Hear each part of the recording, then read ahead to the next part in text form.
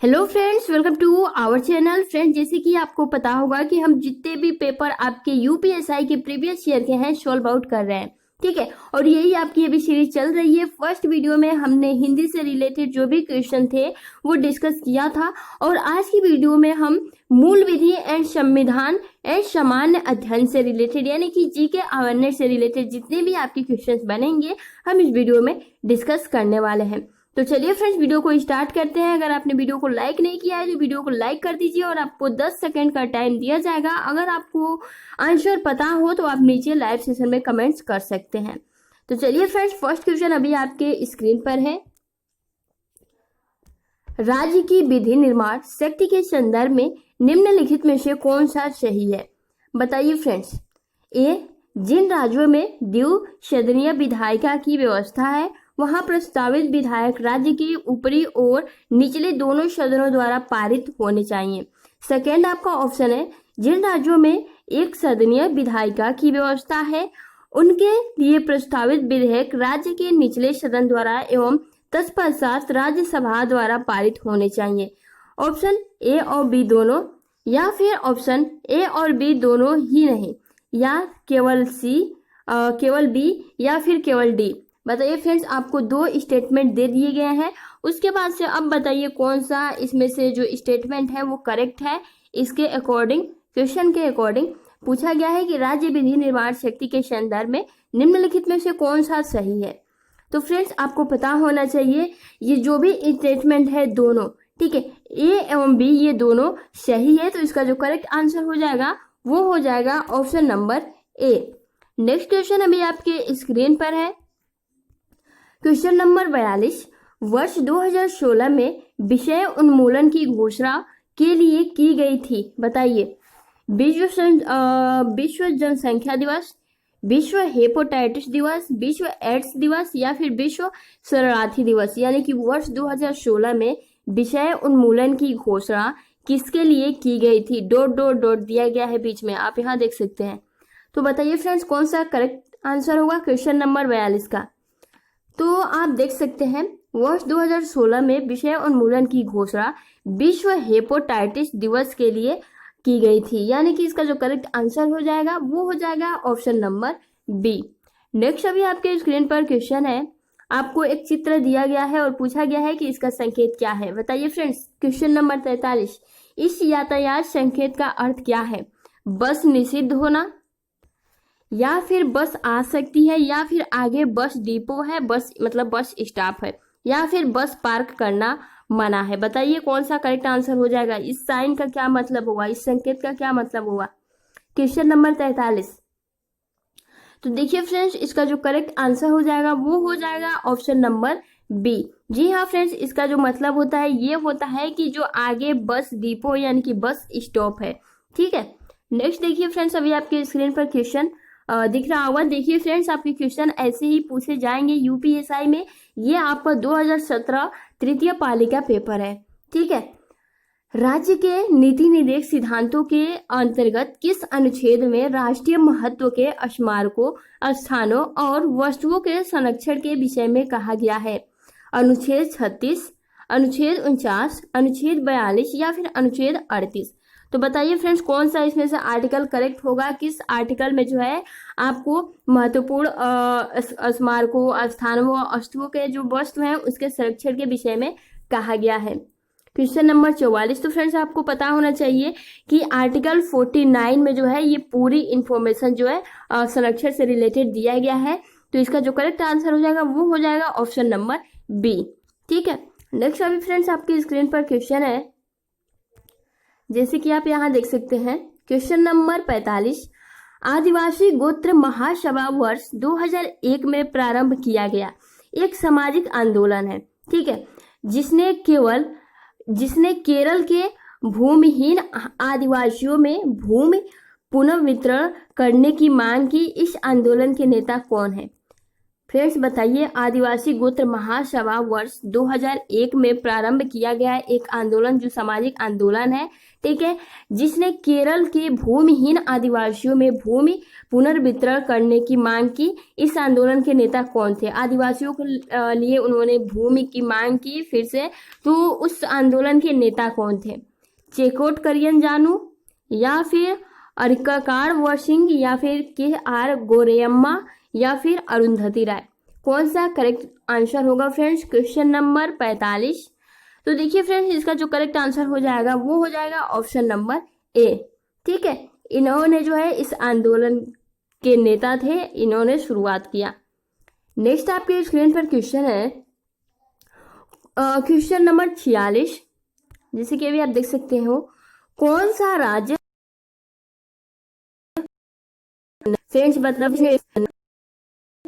आप देख सकते हैं आपके संविधान प्लस, अगर हम जीके का जो भी सेशन होता है ना, उसमें से आपके 24 question only law plus constitution यानी कि मूल विधि प्लस संविधान से पूछे जाते हैं।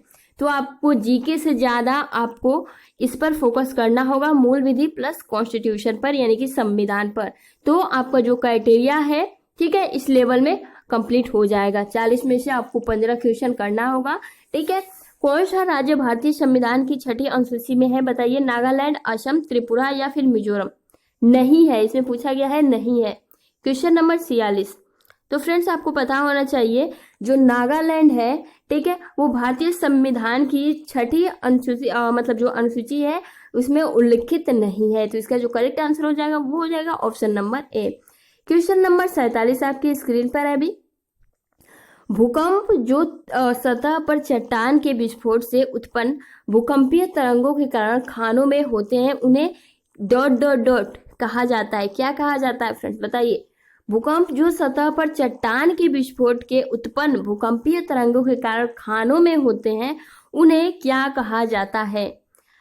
जलाशय प्रेरित भूकंप, विवर्तनिक भूकंप, विस्फोट भूकंप, या फिर भूभिरीय भूकंप? कौन सा करेक्ट आंसर हो जाएगा फ्रेंड्स बताइए जल्दी से।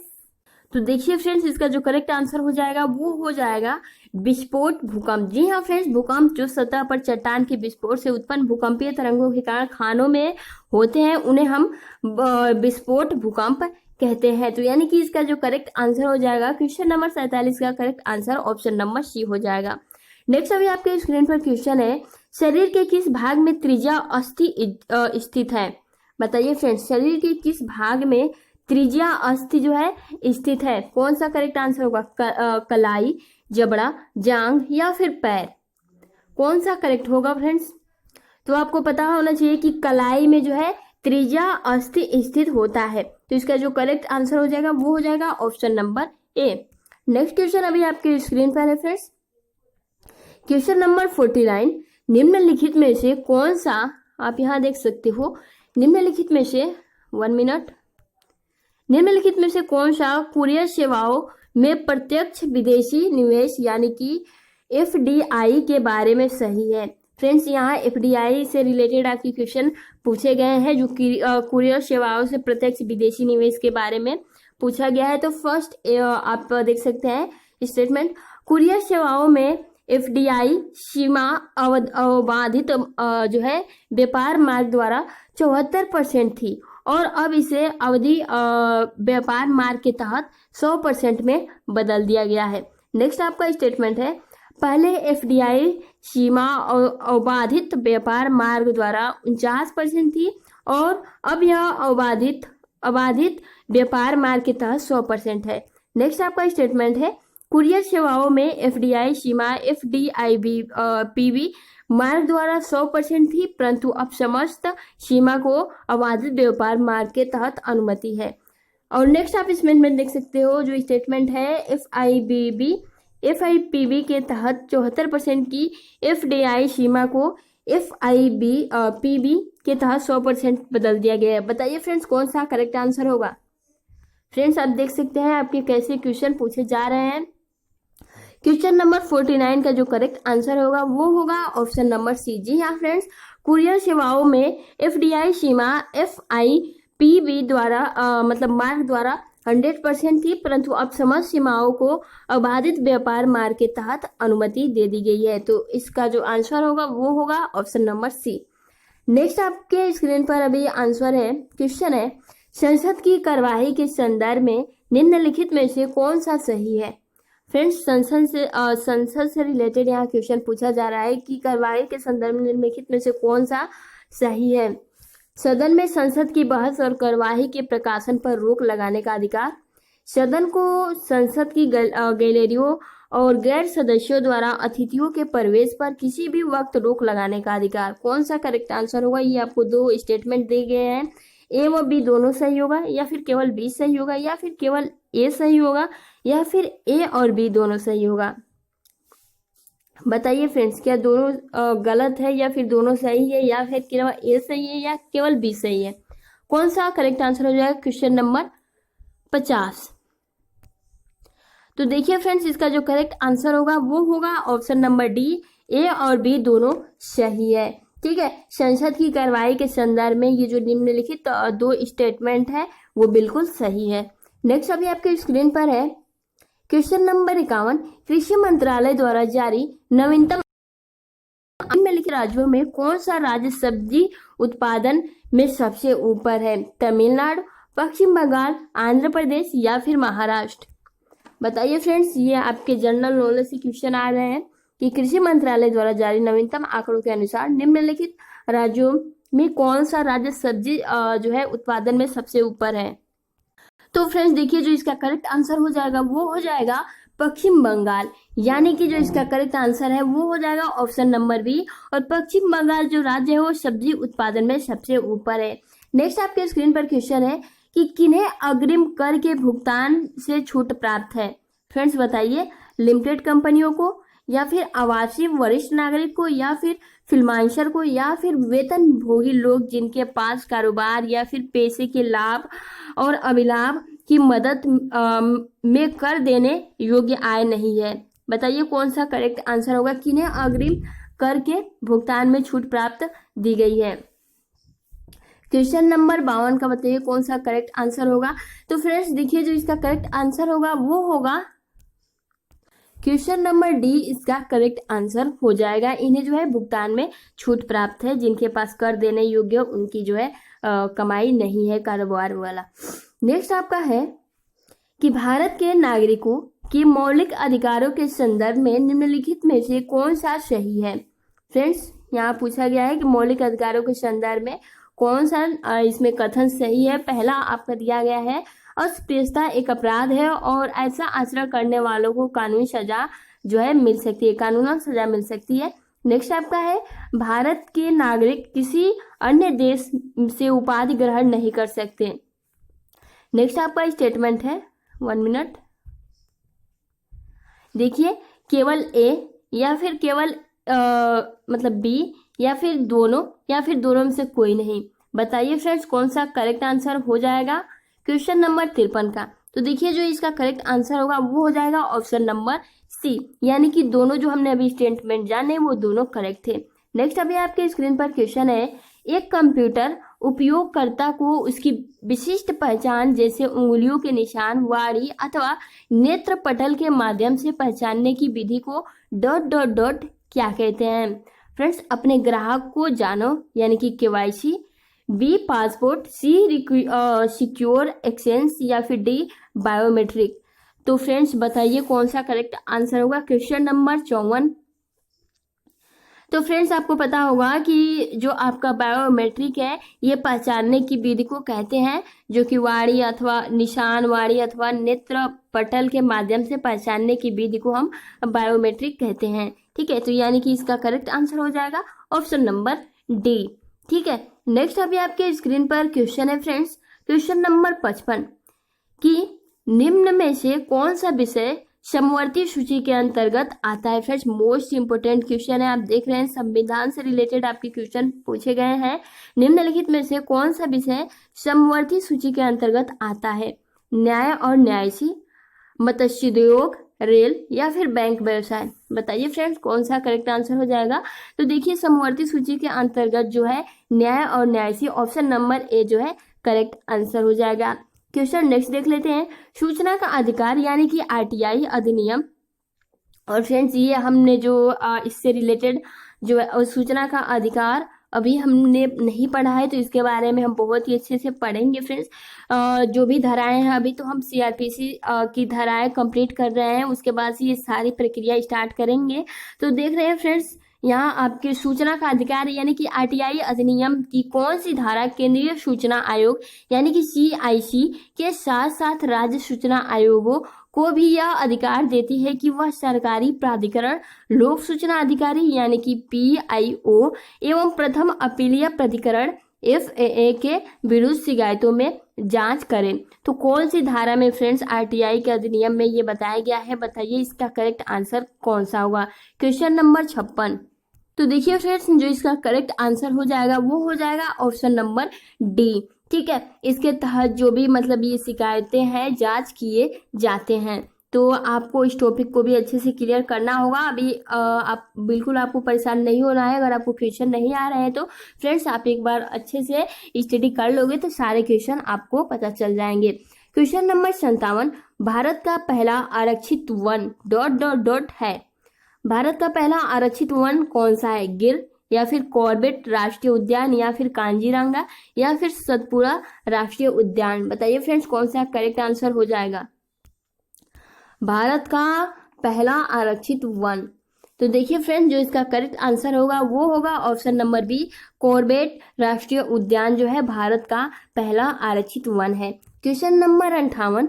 वित्तीय वर्ष 2016-17 के लिए भारत में लगभग 30,000 कमाने वाली महिलाओं के लिए आयकर की दर कितनी है? फ्रेंड्स ये आपके करेंट अफेयर से रिलेटेड क्वेश्चन है। तो देखिए इसका जो करेक्ट आंसर हो जाएगा वो हो जाएगा ऑप्शन नंबर बी यानी कि 10%। ठीक है, नेक्स्ट अभी आपके स्क्रीन पर क्वेश्चन है, ये इंपॉर्टेंट है। Question number 59। मामला भारतीय अदालत में दायर किया गया एक निर्वाह व्यय से संबंधित। इस मामले में 62 वर्षीय मुस्लिम महिला को उसके पति ने 1978 में तलाक दे दिया था। उसके अपने बच्चे को भरण पोषण के लिए धन मांगा गया और उच्चतम न्यायालय में मुकदमा जीत भी लिया, परंतु उसे निर्वाह व्यय नहीं दिया गया क्योंकि उसकी दरमियान देश के कानूनों में बदलाव कर दिए गए थे। तो फ्रेंड्स बताइए किसको मतलब किसके ऊपर ये हुआ? शायरा बानो, शबनम हाशमी, शाह बानो या फिर आयशा बीबी। Question number 59। तो फ्रेंड्स देखिए इसका भी जो आंसर होगा वो होगा option number C, Shah Bano. ठीक है, ये भी करंट अफेयर से रिलेटेड ही आपका क्वेश्चन। नेक्स्ट आपके स्क्रीन पर है, निम्नलिखित में से किस भारतीय राज्य में जंगल सबसे मतलब पूछा गया है कि जंगल सबसे ज्यादा क्षेत्रफल में फैले हैं किस राज्य में? उत्तर प्रदेश में, झारखंड में या फिर अरुणाचल प्रदेश या फिर ओडिशा में। तो किस राज्य में जंगल जो है सबसे ज्यादा क्षेत्रफल में पाए जाते हैं? क्वेश्चन नंबर 60 आपको बताना है। तो फ्रेंड्स आपको पता होना चाहिए कि भारतीय राज्य जो आपका अरुणाचल प्रदेश है, ठीक है, इसमें ज्यादा क्षेत्रफल में जंगल फैले हुए हैं। नेक्स्ट अभी आपके क्वेश्चन है, जनहित याचिका दायर करने के संदर्भ में निम्नलिखित में से कौन सा सही है? 2 स्टेटमेंट आपको दे दिए गए हैं। यदि जनहित याचिका उच्च न्यायालय के दायर में की जाती है तो उसकी 5 प्रतिलिपियां दर्ज करानी होती है। बी, यदि जनहित याचिका उच्चतम न्यायालय के दायर की जाती है तो उसकी 2 प्रतिलिपियां दर्ज करानी होती है। तो बताइए कौन सा करेक्ट होगा? केवल बी करेक्ट होगा या फिर ए और बी दोनों या फिर केवल ए या फिर इन दोनों में से कोई नहीं? कौन सा ऑप्शन फ्रेंड्स करेक्ट होगा बताइए। तो फ्रेंड्स देखिए जो इसका करेक्ट आंसर हो जाएगा वो हो जाएगा इन दोनों में से कोई नहीं, यानी कि क्वेश्चन नंबर ए व बी जनहित याचिका दायर करने के संदर्भ में ये निम्नलिखित दोनों स्टेटमेंट गलत हैं। ठीक है, नेक्स्ट आपका क्वेश्चन है क्वेश्चन नंबर 62। अखिल भारतीय अस्पृश्यता विरोधी संघ किस साल में स्थापित किया गया था? अखिल भारतीय अस्पृश्यता विरोधी संघ किस साल में स्थापित किया गया था? 1936, 1932, 1928 या फिर 1926? बताइए फ्रेंड्स कौन सा करेक्ट आंसर होगा, जल्दी से बताइए। तो देखिए जो इसका करेक्ट आंसर होगा वो हो जाएगा ऑप्शन नंबर बी, 1932 में अखिल भारतीय अस्पृश्यता विरोधी संघ जो है 1932 में स्थापित किया गया था। नेक्स्ट अभी आपके स्क्रीन पर क्वेश्चन है क्वेश्चन नंबर 63। वर्ष 2016 में पारित मातृत्व लाभ अधिनियम के संशोधन तहत पहली बार मां बनने वाली औरतों के लिए मातृत्व अवकाश की अवधि 12 सप्ताह से बढ़ाकर ... कर दी गई। तो कितने सप्ताह कर दी गई फ्रेंड्स? 53 सप्ताह, 24 सप्ताह, 18 सप्ताह या फिर 26 सप्ताह? कौन सा करेक्ट आंसर हो जाएगा? तो फ्रेंड्स देखो, जो अधिनियम से रिलेटेड आपके क्वेश्चन पूछे जा रहे हैं और आपको पता होना चाहिए कि अवकाश को 12 सप्ताह से बढ़ाकर 24 सप्ताह तक कर दिया गया था। यानी कि इसका जो करेक्ट आंसर हो जाएगा वो हो जाएगा ऑप्शन नंबर बी। नेक्स्ट अभी आपके स्क्रीन पर क्वेश्चन है, क्वेश्चन नंबर 64। निम्नलिखित में से कौन सा मंत्रिमंडल सचिवालय का स्कंद नहीं है? सेना, प्रौद्योगिकी, आज सूचना और नागरिक। बताइए कौन सा करेक्ट आंसर होगा? निम्नलिखित में से कौन सा मंत्रिमंडल जो है सचिवालयों का स्कंद नहीं है? तो कौन सा नहीं है फ्रेंड्स? तो जो इसका करेक्ट आंसर हो जाएगा वो हो जाएगा ऑप्शन नंबर बी, यानी कि प्रौद्योगिकी। नेक्स्ट अभी आपके स्क्रीन पर क्वेश्चन है, क्वेश्चन नंबर 65। भारत के निम्नलिखित राज्यों में से किसमें भारत पाकिस्तान सीमा पार करने वाली एकमात्र सड़क स्थित है? बताइए फ्रेंड्स। पंजाब, राजस्थान, गुजरात या फिर जम्मू कश्मीर? तो इसका करेक्ट आंसर क्या होगा बताइए। तो आपको पता होना चाहिए कि भारत में निम्नलिखित राज्यों में से पंजाब भारत पाकिस्तान सीमा पर पार करने वाली एकमात्र सड़क स्थित है, यानी कि जो इसका करेक्ट आंसर हो जाएगा वो हो जाएगा ऑप्शन ए, पंजाब। नेक्स्ट अभी आपके स्क्रीन पर क्वेश्चन है कि क्यों बुखार किस जीवाणु के कारण होता है? यानी कि आपका एक क्यों बुखार है वो किस जीवाणु के कारण होता है? बसिलस, रिकेटिसिया, कांसियला वनेटी या फिर याकस? कौन सा करेक्ट आंसर होगा? 66 का बताइए फ्रेंड्स, कौन सा करेक्ट आंसर हो जाएगा? जीवाणु का नाम बताना है। तो देखिए फ्रेंड्स, इसका जो करेक्ट आंसर हो जाएगा वो हो जाएगा ऑप्शन नंबर सी, यानी कि काक्सियला बर्नेटी के द्वारा जो है क्यों बुखार होता है। नेक्स्ट अभी आपके स्क्रीन पर क्वेश्चन नंबर 67। किसी सांसद में पद त्याग के संदर्भ में निम्नलिखित में से कौन सा सही होगा? फर्स्ट स्टेटमेंट, पद त्याग उस तारीख से प्रभावी होगा जिस दिन अध्यक्ष त्याग पत्र स्वीकार कर लेते हैं और पद त्याग के बाद सदस्य के पास त्याग पत्र वापस लेने का विकल्प नहीं रहता है, या फिर अगर सांसद में अपना पद त्याग प्रभावी होने के लिए कोई भविष्य की तारीख निर्दिष्ट की है और यदि उसी दौरान अध्यक्ष के त्याग पत्र स्वीकार कर लिए तो पद त्याग उसी तारीख से प्रभावी होगा। कौन सा करेक्ट आंसर होगा? ऑप्शन ए या बी दोनों, या फिर दोनों में से कोई नहीं, या फिर केवल ए या फिर केवल बी? बताइए फ्रेंड्स। क्वेश्चन नंबर 67 का जो करेक्ट आंसर होगा वो होगा ऑप्शन नंबर ए। ठीक है, ऑप्शन नंबर ए सही होगा, यानी कि पद त्याग उस तारीख को प्रभावी होगा जिस दिन अध्यक्ष जो है त्याग पत्र स्वीकार कर लेते हैं तथा पद त्याग स्वीकृत होने के बाद जो है त्याग पत्र वापस लेने का विकल्प नहीं रहता है। तो इसके बारे में आपको इतनी इन्फॉर्मेशन होनी चाहिए। नेक्स्ट आपका क्वेश्चन है 68 कि भारत और बांग्लादेश के बीच भूमि सीमा समझौते यानी कि LPA पर हस्ताक्षर होने के बाद बांग्लादेश के साथ कुछ विशेष अतः क्षेत्रों की अदला बदली करने तथा अतः क्षेत्रों के निवासियों को नागरिकता देने के लिए संविधान की किस अनुसूची में जो है मतलब ये आवश्यकता है? तो फ्रेंड्स देख सकते हैं आपके क्वेश्चन कैसे कैसे पूछे जा रहे हैं। चौथी, दूसरी, पहली या फिर तीसरी? कौन सा करेक्ट आंसर होगा? Question number 68। तो देखिए फ्रेंड्स, जो इसका करेक्ट आंसर हो जाएगा वो हो जाएगा ऑप्शन नंबर सी, यानी कि पहली अनुसूची में। ठीक है, नेक्स्ट अभी आपके स्क्रीन पर है भारतीय दंड संहिता धारा 377 के विषय में क्या है? बताइए फ्रेंड्स।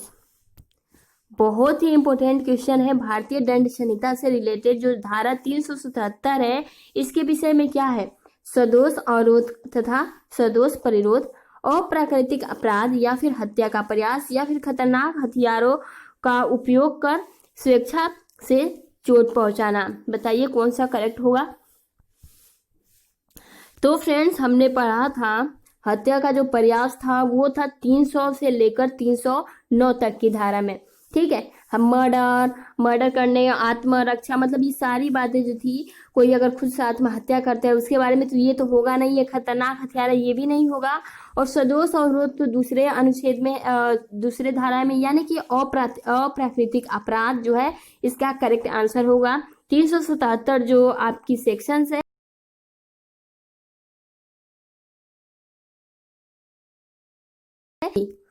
अभी आपकी स्क्रीन पर क्वेश्चन है, वर्ष 2014 में संसद के प्रस्तुत किए गए दिव्यांगजन अधिकार विधेयक के संदर्भ में निम्नलिखित में से कौन सा सही है?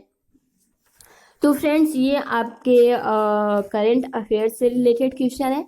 तो देखिए 70 का जो करेक्ट आंसर हो जाएगा वो हो जाएगा ऑप्शन नंबर डी, यानी कि केवल बी। वो विधेयक दिव्यांगों में जो कुछ अधिकार प्रदान करता है, जैसे सार्वजनिक भवनों, अस्पतालों, यातायात के माध्यमों, निर्वाचन केंद्रों एवं अनुकूल प्रवेश व्यवस्था इत्यादि, यानी कि केवल जो है डी इसका करेक्ट आंसर हो जाएगा। नेक्स्ट आपका है 14वें वित्त आयोग के अध्यक्ष कौन थे? बताइए फ्रेंड्स, 14वें वित्त आयोग के अध्यक्ष कौन थे? YB रेड्डी, या फिर रघुराम राजन, या फिर डॉक्टर विजय एल केलकर, या फिर सी रंगराजन? इसका करेक्ट आंसर हो जाएगा option number A, YD Reddy.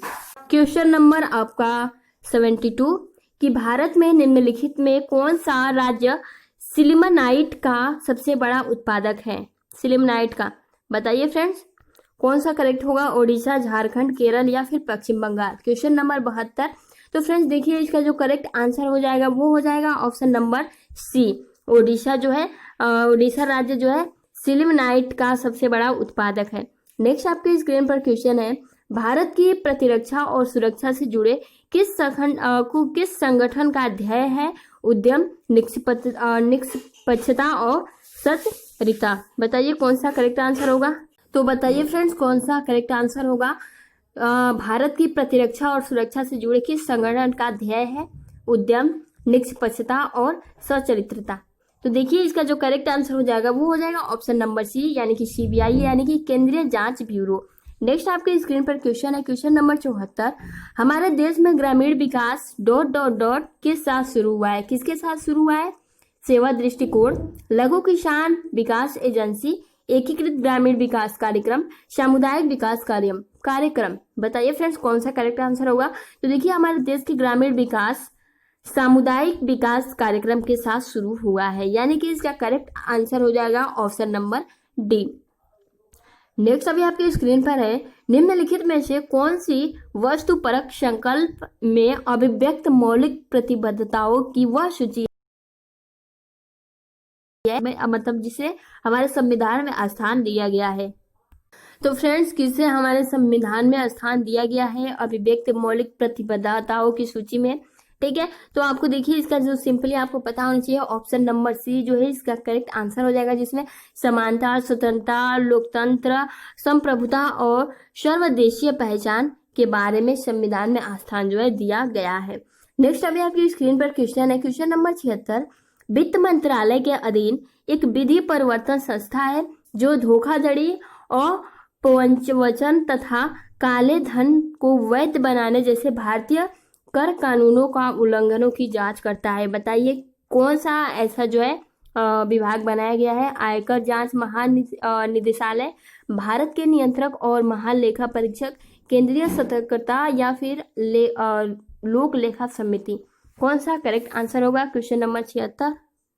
तो फ्रेंड्स देखिए इसका करेक्ट आंसर हो जाएगा ऑप्शन नंबर ए, आयकर जांच महानिदेशालय। ठीक है, नेक्स्ट आपके स्क्रीन पर है, माइक्रोसॉफ्ट वर्ड का पहला संस्करण निम्न में से किस ऑपरेटिंग सिस्टम के लिए जारी किया गया था? बताइए फ्रेंड्स कौन सा करेक्ट आंसर होगा? ऑपरेटिंग सिस्टम के लिए कौन सा जो है माइक्रोसॉफ्ट वर्ड सबसे पहले संस्करण किया गया था? आपको पता होना चाहिए कि MS DOS जो है वो पहला माइक्रो वर्ड जो है भारत मतलब पहला संस्करण निम्न में से ये जारी किया गया था ऑपरेटिंग सिस्टम के लिए, यानी कि इसका करेक्ट आंसर हो जाएगा option number A. Next question आपकी स्क्रीन पर है, प्रथम संशोधन के माध्यम से भारतीय संविधान में ... जोड़ी गई है, तो क्या जोड़ी गई है? 9वीं अनुसूची, 10वीं अनुसूची, या फिर 7वीं या फिर 12वीं अनुसूची? कौन सा करेक्ट आंसर होगा क्वेश्चन नंबर 78? तो देखिए फ्रेंड्स प्रथम संशोधन के माध्यम से भारतीय संविधान में 9वीं सूची अनुसूची जो है जोड़ी गई है, यानी कि ऑप्शन नंबर जो है 1 करेक्ट हो जाएगा। नेक्स्ट आपका क्वेश्चन है, निम्नलिखित में से किन कारणों के चलते एक चुनाव याचिका दायर की जा सकती है अथवा किसी भी निर्वाचन को रद्द किया जा सकता है। स्टेटमेंट दे दिया गया है, अपने चुनाव की तारीख पर निर्वाचित उम्मीदवार उस सीट के लिए योग्य नहीं था अथवा उसने अपात्र घोषित हुआ था। और सेकंड, उम्मीदवार के निर्वाचित होने की संभावना को और बढ़ाने के लिए राष्ट्रीय चिन्ह, राष्ट्रीय प्रतीक और राष्ट्रध्वज का इस्तेमाल करना। कौन सा करेक्ट आंसर हो जाएगा फ्रेंड्स, बताइए, ए और बी दोनों, या फिर ए और बी दोनों में से कोई नहीं, या फिर केवल ए या फिर केवल बी। बताइए कौन सा क्वेश्चन करेक्ट होगा।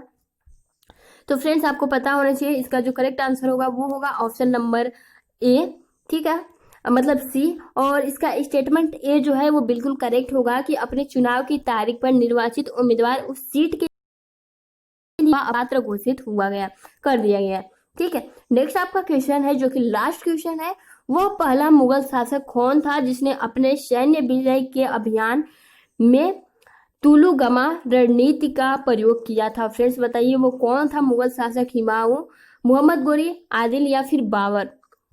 तो फ्रेंड्स पहला मुगल शासक वही था। अब बताइए, आपको पता होना चाहिए, बाबर। जी हाँ फ्रेंड्स, इसका जो करेक्ट आंसर हो गया वो हो गया ऑप्शन नंबर डी, और इसने सैन्य विजय अभियान में तुलुगमा रणनीति का प्रयोग किया था। तो फ्रेंड्स ये थे कुछ इंपॉर्टेंट क्वेश्चन जो कि आपके मूल विधि से रिलेटेड थे, और नेक्स्ट वीडियो में हम भाग 3 जो कि संख्यात्मक एवं मानसिक योग्यता से रिलेटेड आपके क्वेश्चन पूछे गए हैं। तो आई होप कि आपको ये सारे क्वेश्चन बहुत ही अच्छे लगे होंगे और फ्रेंड्स आई होप कि अब आपको लेवल भी पता चल गया होगा ताकि आप इसके बेस पे अपनी तैयारी कंटिन्यू कर सको। तो फ्रेंड्स अगर आपने वीडियो को अभी तक लाइक नहीं किया है तो वीडियो को लाइक कर दीजिए, और जो भी आपके फ्रेंड्स यूपीएसआई की तैयारी कर रहे हैं उनको भी इस वीडियो को जरूर शेयर करें। तो फ्रेंड्स मिलते हैं नेक्स्ट वीडियो में, तब तक के लिए आप अपना ख्याल रखें। Thanks for watching.